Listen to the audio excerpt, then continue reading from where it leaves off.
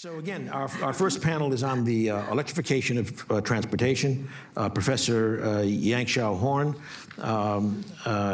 and she is the Keck Professor of Energy at MIT, joint appointments in mechanical and material science, and also co-director of the Energy Storage Center, which is one of our low-carbon energy centers here at MIT. And she's an expert in what she's going to talk about. Thank you, Ernie, for the introduction. Transportation contributes to 30% of our CO2 emission. Using electrons, can we have some slides? Using electrons from solar and wind to power transportation can significantly reduce CO2 emission and make our planet more sustainable. There is a paradigm shift in electrifying light-duty vehicles, which is catalyzed by the availability of low-cost electrons coming from solar and wind. So the cost of electrons is at 2 cents, or can be low as 2 cents per kilowatt hour. If we generate electricity from solar and wind, storing the electrons is very critical to meet our power and energy needs. We can store the electron energy in chemical form by pumping the electrons to higher energy levels through formation of new bonds. And we can generate work by letting the electrons flow downhill. So this is what's happening when we discharge our batteries to power our phones, and we're essentially utilizing electrochemical processes. We can store electron in small space or a small weight, rendering a high gravimetric or volumetric energy density relative to other form of energy storage. The invention of batteries have transformed how we work, how we travel, and how we interact. The first electric vehicles was powered by lead-acid batteries back in 1890s. 100 years later, nickel metal hydride battery enabled the first hybrid vehicles between batteries and the internal combustion engine. And by 2015, Toyota commercialized the first hydrogen fuel cell powered vehicles. And today, lithium-ion batteries that operate by shuttling lithium between two host structures has become the technology of choice to electrify light-duty vehicles. And this is in part really enabled by the dropping or falling of system-level costs of lithium-ion batteries in the past decade. Right? So looking at falling of lithium-ion battery price by 10 times over the past 10 years. And with availability of these batteries and stored electrons, we can electrify light-duty vehicles. And they can reduce our CO2 emission from these vehicles per mile driven. Right? Through the work that's done by Emery Gainser and colleagues at MIT Energy Initiative, they have compared a number of vehicles with a similar internal volume, where they can look at really the CO2 emission per mile driven. And you can see from this chart that the electric vehicles emits 50% roughly of the CO2 per mile driven relative to those powered by internal combustion engine using gasoline. So now is a very exciting time if you're looking for electric vehicle. There are many new models coming to the market. Some are actually very good looking. Right? So the industry is experiencing explosive growth and transformation. If you look at the IEA global EV outlook from 2018, it's projected that this industry is going to see 100 times more electric vehicle in the next 10 years. Right? And this is essentially going from currently 2 to 3 million vehicles to 200 or 300 million electric vehicles. And this is going to create a number of challenges as we face to accommodate, adapt to this explosive growth. Right? Number one is material sustainability. We store lithium ion using materials that are based on transition metal oxides, specifically cobalt or nickel. We store each electron with each cobalt or nickel atom, right? So if you want to store, let's say, 1 billion electrons, we need to essentially 1 billion cobalt or nickel atoms. And so with such explosive growth, there's demands to search for alternative materials that potentially can be more earth abundant than cobalt or nickel to power and to run lithium-ion batteries. The second is once we have these electric vehicles, and we're going to have many lithium-ion batteries, and the needs of recycling of lithium-ion batteries become greater. And so far, we don't really have the process or the engineering in place to be able to efficiently recycle these lithium-ion batteries.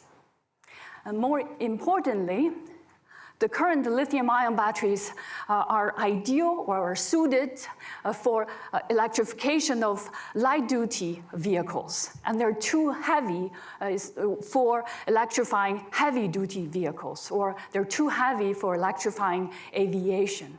So there's a need to develop alternative chemistry, alternative processes that can allow us to have a greater energy density than what we have on lithium-ion batteries, and that can actually build on a storage process relying on earth-abundant elements, preferably using elements from rocks, water, or from the air. So one process, one scenario to envision to potentially to develop a process that can store energy 2 or 3 times greater than that of lithium-ion batteries is by storing the electrons by splitting water, reducing water to generate molecular hydrogen, or reducing CO2 to generate hydrogen carriers of hydrocarbon or ammonia through reduction of nitrogen. Or equivalently, one can also think of storing the electron by reducing metal oxides to generate metal. So once we have the energy carriers, we can combine them in either fuel cells, metal air batteries to generate the electricity or generate work to power our energy needs and reform essentially these molecules are in equilibrium under ambient conditions. Right. So such a scheme can provide a greater stored energy density relative to lithium-ion batteries. So renewed interest for hydrogen, and last year was considered the year of hydrogen. Right? And this excitement in renewed interest, hydrogen is in part catalyzed by the needs or the development or interest of using hydrogen to decarbonize chemical industry or decarbonize metal making industry in Europe. And is also in part catalyze the need of fuel cell vehicles or to decarbonize transportation in Asia.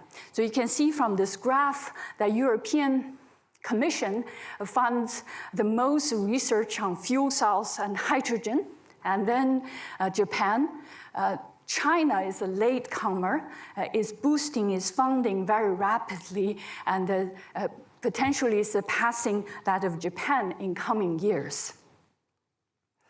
So hydrogen is considered, hydrogen and fuel cell is considered one possible viable option to decarbonize heavy-duty vehicles. To essentially to electrify heavy-duty vehicles because of its increased energy density. Now, their development of such technology still is in its infancy. There are a number of challenges. Where would the hydrogen come from?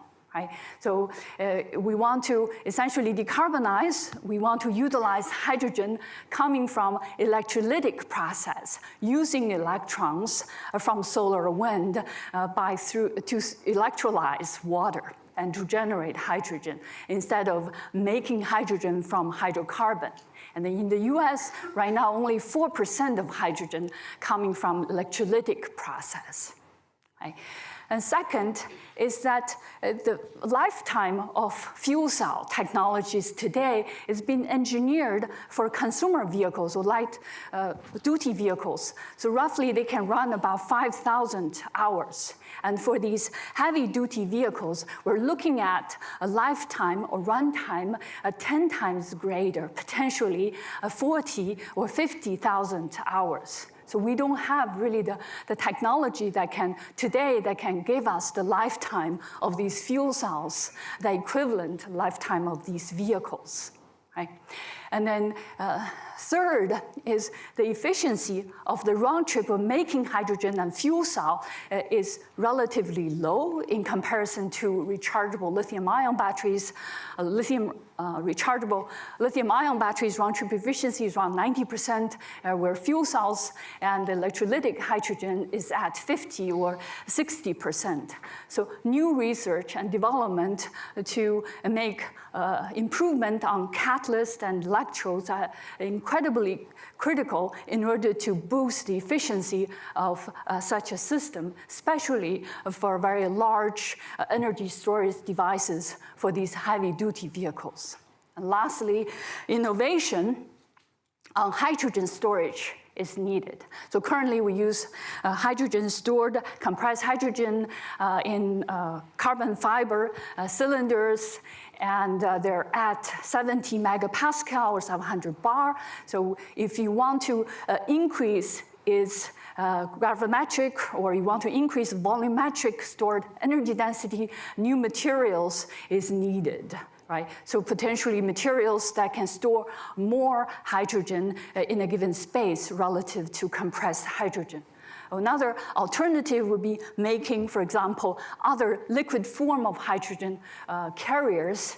For example, if we could utilize ammonia in these fuel cells, then ammonia would be a liquid form of hydrogen carriers. So there are a number of challenges, but it's definitely a very exciting time to be in this field, to look at the batteries and the fuel cells contribute to decarbonize electrification of the transportation sector. So I'm just going to turn the podium to John, and he will discuss the source of fuel and also policy challenges. Oh, thank you. John, before you start, yep. Could we bring up the information for sending in questions? Oh, yeah. Basically, you can text MIT Climate as one word to 37607. And I thought we would show this on the screen, but perhaps not. Okay. The process is that you're all invited to send in questions at any time. And here we are. There's the text on the right. And they will be sometimes consolidated into a question that will come to my iPad. This includes people online? Sorry? Includes people online? Includes people online, yes. Thank you. Yeah, includes people online. And then we will send those questions on to our panelists. Okay. So now we're going to turn to John Wall. As I mentioned, John has degrees from MIT, and he has 40 years of industry experience, which I think culminated in many years as the Chief Technology Officer of Cummins, the largest maker, I think, largest independent manufacturer of diesels and similar technologies. He's currently an advisor to the Department of Energy Joint Bioenergy Institute and Cyclotron Road, an energy incubator out at Berkeley. John? All right, thanks, Ernie. It's nice to be back here. Nice to have a chance to roam around the hall. Some of them look familiar. I went to the Sloan Lab and did not look familiar at all. So I'm happy that you've invested in that in the last 40 years. In 15 minutes, I'll only have time to scratch the surface on a few of these things, but I would like to at least be able to share some perspective as we go through, and I'll get into a couple of details, and then hopefully in the Q&A we can talk about it more later. It did occur to me that in 40 years, the last 40 years, this is the first time I put a PowerPoint presentation together that did not have a company logo on it. So I thought I would include a photo of my grandkids, because I think that's how who we're actually doing this for.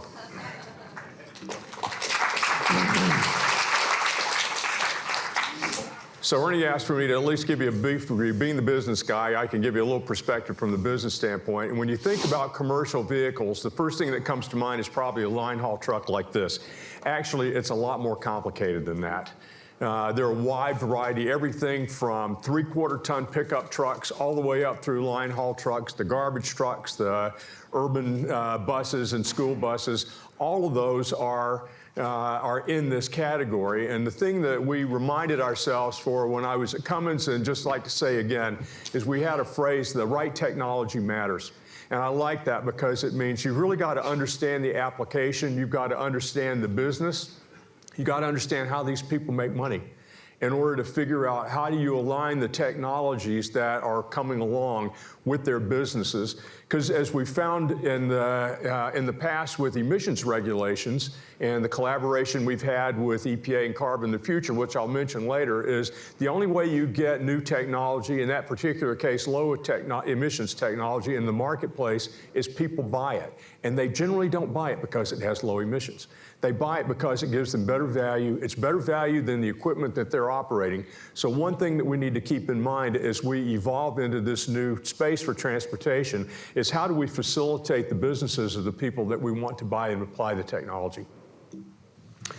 So the candidate power technology, Yangshaw has gone through some of these, but just as a quick overview, at least from my perspective, on battery electric, fuel cell, which I include really as hybrid electric fuel cells, and biofuels. So starting with the battery electric, personally, I am very optimistic about the application of battery electric up through Class 7 urban delivery trucks. Set aside Class 8, the intercity Class 8, we'll talk about those later. I think that's too far a stretch, and I agree with Yangshaw on that, for batteries, at least as we know them today. But up through urban delivery, I'm pretty optimistic about it on the product, on the vehicle side. If we look at what's out there today, we're already seeing companies put out commercial powertrains. In fact, last year was Cummins' 100th year of being in the diesel engine business, and they introduced their first electric powertrain. And if you're following that at all, they bought some battery companies, some fuel cell companies. They can clearly see the technologies evolving in that direction and really want to be part of it. So the school bus powertrain is there. Once you do one battery electric powertrain, the next question is, where else can I use this? So there's some utility trucks that are entering the market now with battery electric, and there's some other demonstrations. Of course, to the casual observer, they look a whole lot like the vehicles that were out there because they're doing the same job, but they've got that battery electric powertrain in them. For fuel cells, I really see those more in this context as a bridge or a range extender where batteries can't make the full shift or the full route. I'll get back a little bit to fuel infrastructure later on, but in this particular case, I had the opportunity to visit a couple of bus companies last year, and I was asking them about the comparison between battery electric and fuel cell buses, expecting them to say, just give me the battery buses. I can plug them in. I don't have to worry about anything. It turns out that with the battery capacity in the buses today, they could only do between 60 and 80% of the routes for the two bus companies. And so they actually were using fuel cells as a range extender, plug in the bus at night, put enough hydrogen on board to get through the rest of the cycle, and then they could complete a shift, because you have to be able to complete a shift with any of these things instead of bringing them back in to be recharged. And so they actually liked the fuel cell buses in that context because it allowed them to use them on any route that they needed to use them on. Furthermore, you can regenerate electricity, you can't regenerate hydrogen. So it makes sense to me that if you're doing this, even looking ahead for diesel trucks in the future, mild hybrids make sense so that you can recapture some of that braking energy. For biofuels, I would include alcohols, and I had that even before I knew you were coming down. Including alcohols, but I think drop-in is really important for intercity Class 8 and also for the legacy fleet. However many battery electric or fuel cell vehicles we put out there in the future, the old ones aren't going to disappear. And so if we need to be thinking about decarbonizing the transportation sector, we really need to be thinking about how we deal with the legacy fleet. And biofuels don't have to be all or nothing. Think about ethanol and gasoline. 10% ethanol and gasoline has displaced 10% of those hydrocarbons. So if we've got drop-in fuels that look like gasoline or diesel and can blend them into the diesel pool, you get that advantage without having to have vehicles that are running on neat alcohol or running on neat biodiesel. So if the products are credible, I started asking myself, so what gets in the way of making all this happen? And that led me back into grid capacity and the grid CO2. I know that's something that has been addressed here in the past, and I just want to reinforce the importance of dealing with that, because if we're going to really decarbonize transportation, we better be having low carbon electricity. So here's the situation. I looked at some EIA data. U.S. retail electricity delivery today is 13 quads. If you like exajoules at this level, exajoules and quads are about the same. If you feel like terawatt hours, get out your calculators. I can get back to that in a little bit.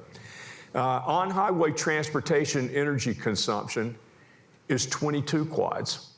So you're already consuming more power for our on-highway vehicles, and that's passenger cars up through Class 8 trucks. If I assume electric vehicles are 3 times as efficient as gasoline, which is an EERE number, and 2 or 2.5 times compared to diesel, which is my number, and then setting aside Class 8, it says we need about 6.5 quads of electricity increased demand. And that says that U.S. retail electricity bulk generation and transmission, even before you get to local charging infrastructure and all that, has to go up 50%. In order to be able to support electrification at this level. So we've got a capacity increase that we need to deal with. Now, as I've talked to some of my grid friends, they've said, hey, look, the data plate capacity of the US grid is a terawatt roundabout. If you run that 24/7, that gives you 30 quads. So what's the problem? The problem is this actually stunned me. The current grid is 30% efficient, 38 quads of energy in for 13 quads of electricity coming out the other end. 2/3 of that's fossil, half of that is coal. The gas turbine peakers that are used during the times that we, on those hot days when we need the peaking, are actually less efficient than on-road diesels. So even before you get to the transmission losses and the losses for charging and discharging a battery, the gas turbine is less efficient than just letting that diesel engine go down the road. So, and the duct curve defines not only the charging schedule on the hot days, but as I learned today, we've got all these turbines, gas turbines that are idling along to be ready to ramp up. That's the problem.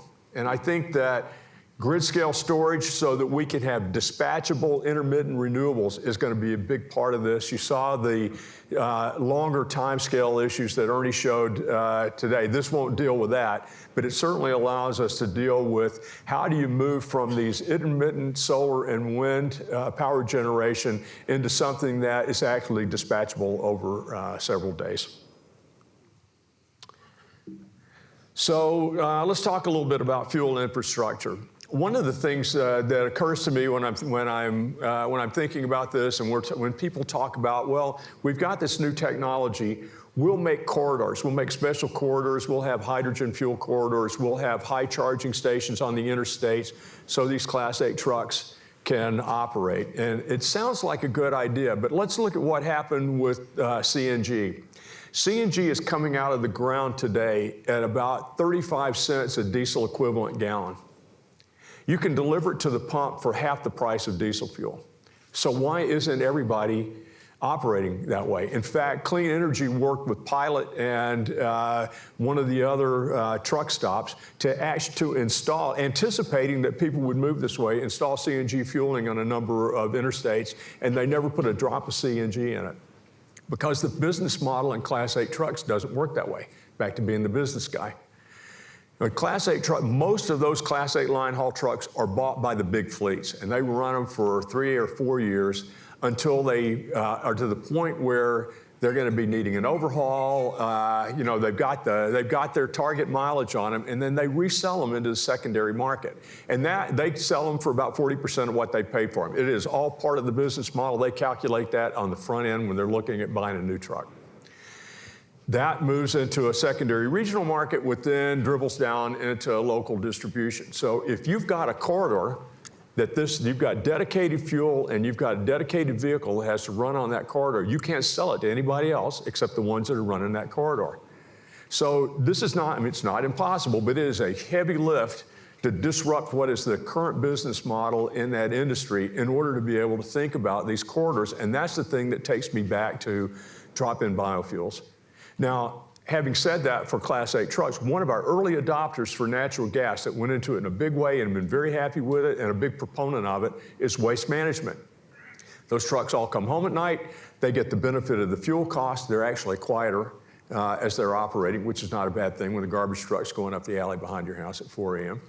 And so they were a big proponent of it. And so when you've got centralized fleets, and this will map over to hydrogen, it will map over to charging infrastructure, then you've got a way to be able to manage this. But the line haul is going to be a big issue, and I think that's going to really require biofuels to make that work for the foreseeable future.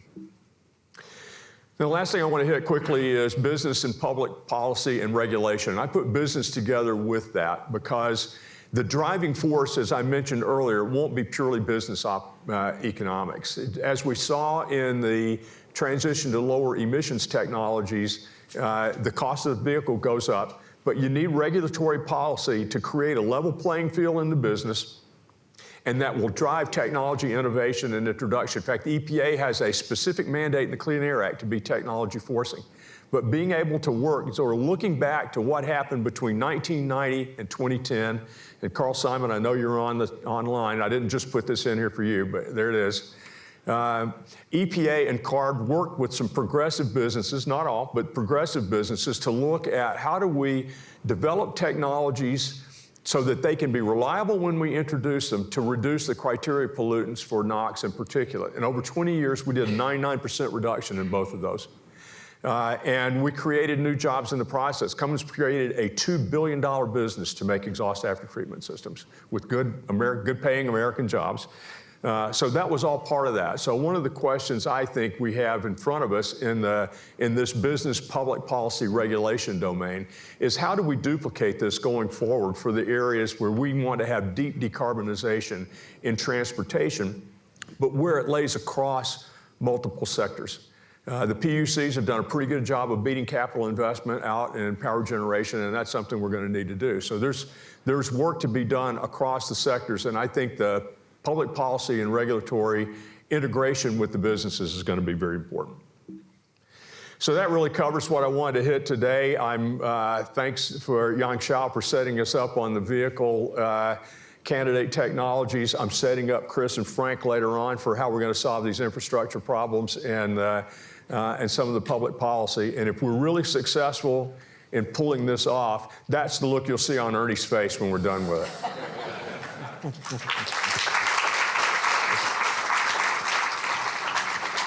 Well, thank you, Yang Shao and John. Turning to the questions, by the way, the first question is very easy. Will you be sharing the slides with participants? Yes. So that one we've taken care of. But actually, before turning to the other questions, maybe for both of you, could you comment on what you see happening with charging time, refueling time, batteries, fuel cells, et cetera? And to what extent do you think there is going to be any issue here to deal with? In the past a few years, there's a tremendous advances in increasing essentially advanced charging for electric vehicles. And I hear there are some technologies that allow electric vehicles to charge within 5 minutes up to 20 to 30% of the capacity.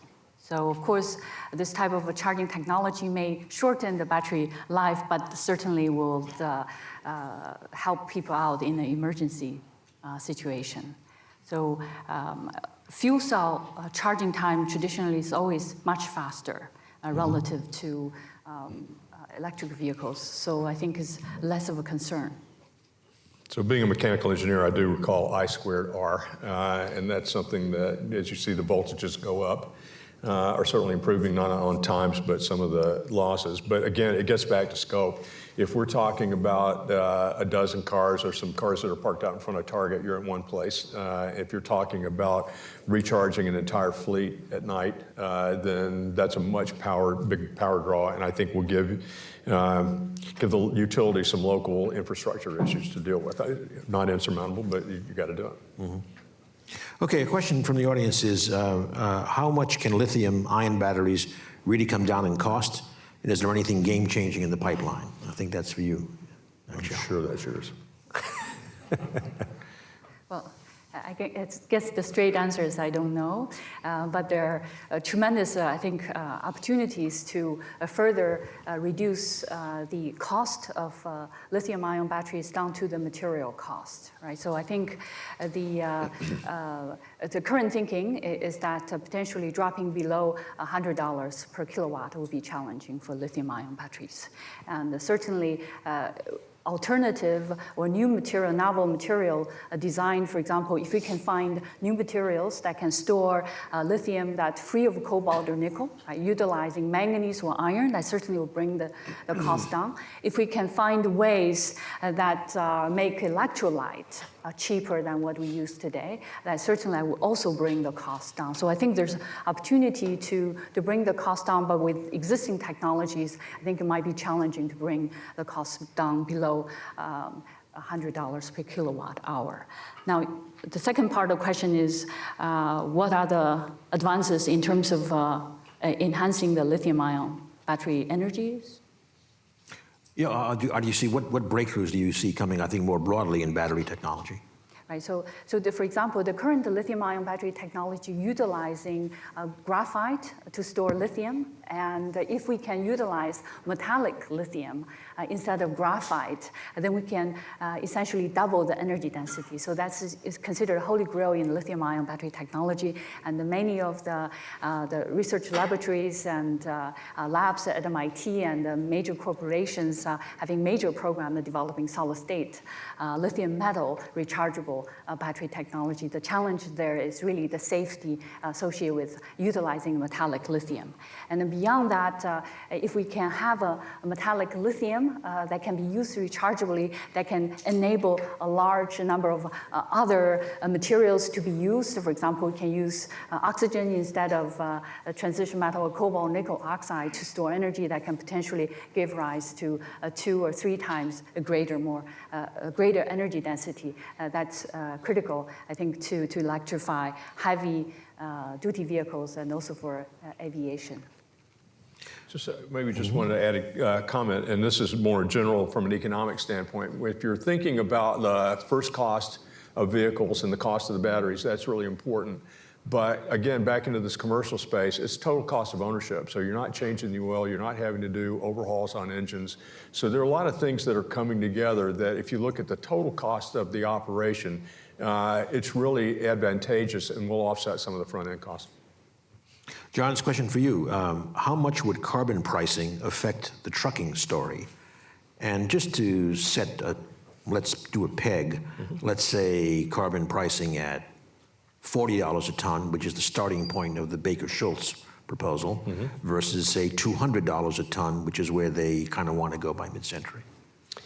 Yeah, maybe this is more general because, I mean, we can sort of nerd out on the specific numbers and try to figure that out. But just a general comment is that if you want to know who pays for the prices, you do. So if you want to think about it, these are trucks that are used to deliver the bread into your grocery store, and guess what? You're going to be paying more for bread, and that's going to be paying for whatever flows back through these freight systems. So the real question is less about how to pay it and how do you affect the distribution of technologies and which ones you would buy. So if you can make the carbon price high enough to make a battery electric vehicle cheaper than to operate a diesel truck, then every fleet's going to go out there and buy a battery electric truck. And if it's cheaper to run the diesel truck, guess what? They're going to buy that diesel truck. And is that $200? I don't know. That's the thing. That's the nerdy part. Let me get back to you on that one.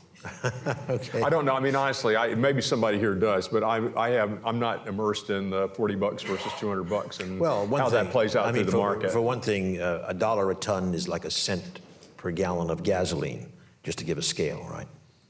Yeah.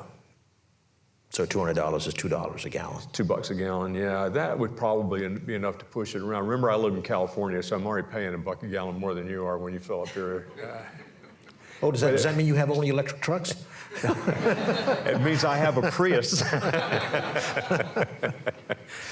Actually, speaking of Prius, I'm sorry, I'll go back to these questions, but anybody want to comment on, maybe you, John, on airplanes and things like hybridization, not only alternative liquid fuels? Yeah, this gets back to the nerdy details on what's happening with the batteries and how to get the energy density up. Because the way they are right now, I think it's a non-starter. I mean, you'll see some demonstrations, but I did poke Arun when you said that we'd flown here from California. Said never, don't tell them what our carbon footprint might be compared to other people that. Well, we're buying offsets for you. Still, okay, great. Right. Yang Shao, another question here is you alluded to some of the issues about some of the minerals and metals involved. So the question has come in: what's the issue with cobalt? Rare, expensive, extraction. It's expensive. Child labor. Yes, right. you name it. So right now we are currently using, in the lithium-ion battery industry, we're using 50% of the cobalt we mine today. Right? So if we imagine that we're going to have projected growth in electric vehicles from a current 2 to 3 million to 200 or 300 million vehicles, imagine the demand for cobalt. Right? And the cobalt is also too expensive for electric vehicles. So in electric vehicles, cobalt is being replaced by nickel. So there's really challenges with existing mining capacity to accommodate this explosive growth of electric vehicles and demand for nickel. Right? So if you look at the Earth's abundance of nickel and cobalt, they're much less abundant relative to manganese or iron. Right? And so there's a strong drive to develop new materials that can be potentially free of cobalt or free of nickel for the future of electrification of light-duty vehicles beyond 2030. I just note that this may come up later on, that this whole issue of whether there are or are not resource constraints with the new technologies is an important one. Yeah. There's a bunch of questions that kind of come together around hydrogen and transportation. I mean, I think that has struck a chord, and basically. You mentioned, Yang Shao, I think it was, yeah, you mentioned the ammonia as a possible transport mechanism, et cetera, et cetera. Can you elaborate on that? Can you elaborate on how this is all going to be clean and efficient and effective? So, for example, the current challenge with using ammonia is if we run on hydrogen, so the most of the losses in the fuel cell is carried by the oxygen electrode, contributes most of the losses, give rise essentially the efficiency or inefficiency that we mentioned earlier. Now, if we utilize other hydrogen carriers such as ammonia, it's going to add additional penalty. Right? So there's challenges is how can we improve essentially the oxidation kinetics of ammonia or other hydrogen-based carriers to enable this such a technology. So ammonia or, for example, methanol or ethanol, essentially liquid fuel of containing hydrogen made through electrons from solar or wind, I think is a great option to create an alternative of high energy or hydrogen carriers. So that will solve the issue of, for example, storing compressed hydrogen and will offer a greater energy storage density. Well, we've come to the end of the time. Would either of you like to make a last comment on how bullish you are or are not on this electrification of transportation, and on what time scale? I'll repeat myself. I'm bullish on ability to do it from a vehicle standpoint, and we just need to be able to address the total. If nothing else, if we do electric vehicles and we still have the same infrastructure for electricity, we're centralizing the CO2 so that the next speakers can talk about how they capture it. Okay. Thanks, Shao. Any last comment?